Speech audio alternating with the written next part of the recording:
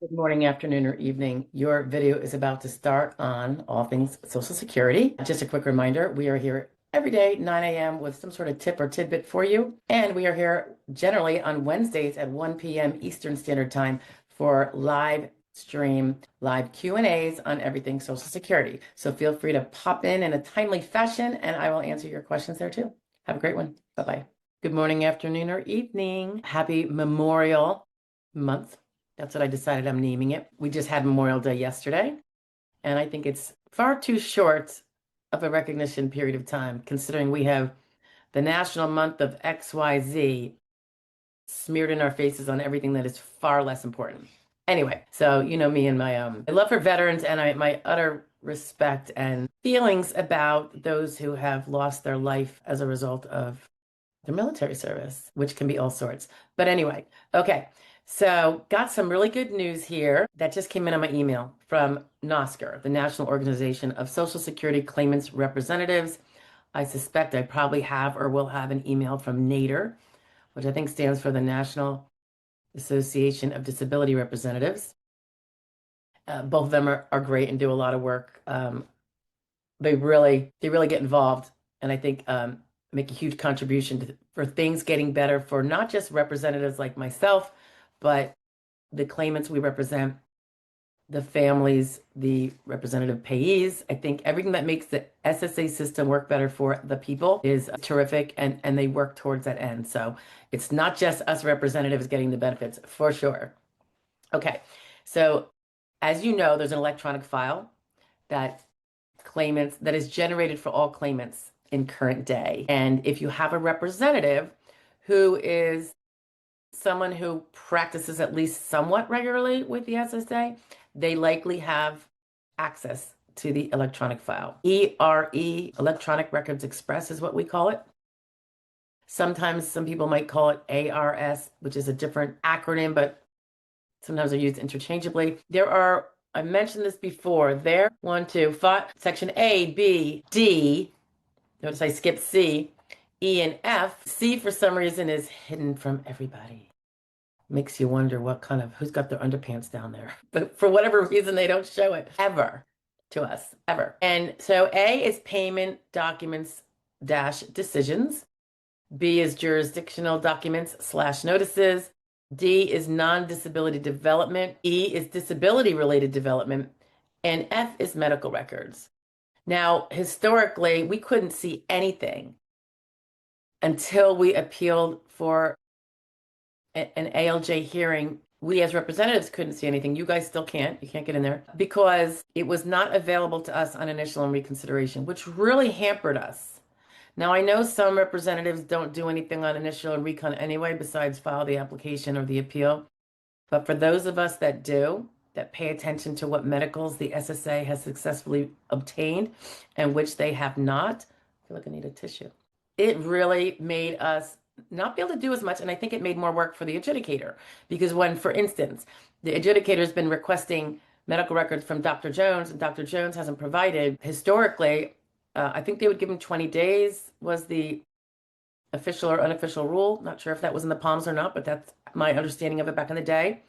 And if the doctor didn't comply, they sent them a reminder and gave him another 20 days. Okay, so if the doctor didn't comply, then they would print out, stick in an envelope, address the envelope, put a stamp on it, and put it in the snail mail. A letter asking the claimant and also one to the representative, so 2 times, could you please contact your provider because they're not responding? Now, I believe they still should be doing this, but maybe it should be a different kind of setup, or, I don't feel like I see those anymore. Not sure why, but on the same token, I'm glad because it's a lot of unnecessary waste. And with a representative, you'd think you'd be popping into the electronic file periodically. Now, again, we couldn't do that until we were going to ALJ level anyway, at which point it's our responsibility to order everything anyway. That's why we need to know what was in there. But we weren't allowed to see any of that, A, B, D, E, F, until, believe it or not, it was like early fall of 2020 and early to mid fall, I'd say. It was amazing just because it was such a vast difference. It was only sections E and F, which again is a disability related development. And just so you know, that includes things like uh, the information, the medical providers you put into your 3368, which would be your application. The same, it would be the function report and the work history report. It would also be the appeals information you put in when you put in all your doctors for your appeals. So you could see who you gave them. So you could see if you forgot somebody and they didn't have it. That's section E. Section F, as you know, is the medical records. Most of you probably know that. Yeah, my nose is running. So that was an amazing improvement. Absolutely dropped me on the floor. Surprise, amazing. I was like, wow, the SSA really got its stuff together over the summer of 2020. You know, when things were shut down and things weren't going on, something was going on because by uh I want to say it wasn't still late summer. It must have been in the fall. I feel like it was October-ish. It came live. Okay, so that was fabulous, 2020. And then nothing since, and we've been pushing for. I know these national organizations have been doing so. I know I whine about it all the time. Why can't we see A, B, and D at the initial and recon levels like we now have been able to do for 4.5 years since COVID? And for whatever reason, I don't know why it would take so long, but here we got it. And so Oscar gave the good word about ERE editions. And as you might know, ERE stands for Electronic Records Express. It's what we have access to. So Nosker tells us how it's been long advocating for this, which is the E folder expansion, saying that they want and we should all have access to sections A and B of the E folder. I don't know why they don't want D. I don't know why. By the way, D includes things like VA disability rating verification, lead protective filing worksheets. Those are may or may not be useful at times. Certain application information. It eventually includes a summary of earnings query, very important, because that's going to be very important at your hearing to make sure that the past earnings and the work history is correct. New hire information, which is what they trigger, certainly at the OHO ALJ level, to see if, you've actually gotten hired in the last few quarters that you didn't tell anybody about. And then the detailed earnings query, which is very useful. I study those before every hearing, which leads me to believe they might not be available at the lower levels, which is stupid, but it is what it is. So anyway, so they say they've been arguing for A and B. Okay, fine. And it says they're excited to announce that testing is currently underway to bring this much needed access to us. And the SSA has shared a target release date of June 7th. June 7th, guys. This is like 10 days away, 11 days away. I'm ecstatic. I'm ecstatic. As you know, I take cases before people apply on initial and on recon. I'm not one of the lawyers that makes you get denied a few times and really screwed up so that I can come save the day for an ALJ hearing and get paid for the whole back benefit time. So this is fabulous for those of us that actually take those levels seriously and try to prevail as early as possible for our clients. They go on to say that they understand, this is Oscar, the critical value of improved e-folder access because we listen to your feedback, take action to address your concerns, and because we are appointed representatives who understand firsthand the pain points of our practice area. We will never, that's a pain point. That was a pain point. Imagine how it was 5 years ago before the then administration then got A and B, E and F available to us at initial and recon. It was really huge. And this is going to be no less huge. One thing that it's going to include, guys, that is very exciting is those DDEs I always tell you about. Disability determination explanation. It is the details, whether or not you would understand it or not, probably you would. You will not agree with it, but the details behind the denial letter. Because the denial letters, as you know, are canned, very vague. They don't tell you anything really. You just know that if you know what you're reading, you know whether you were denied for lack of medical proof of full disability, or whether it was, you're not insured. You didn't get the insurance during the time you claim you were disabled.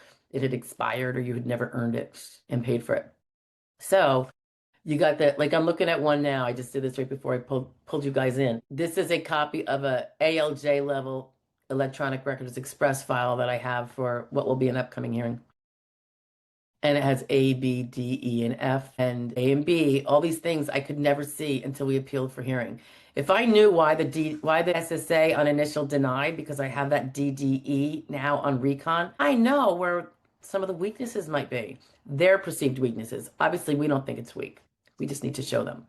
But, and then of course, in this one, you have one, a DDE for the recon denial. And then just so you know, under jurisdictional documents / notices, that's section B. These are notices like when you file the reconsideration notice. That's just the notice. That's not the fight on recon.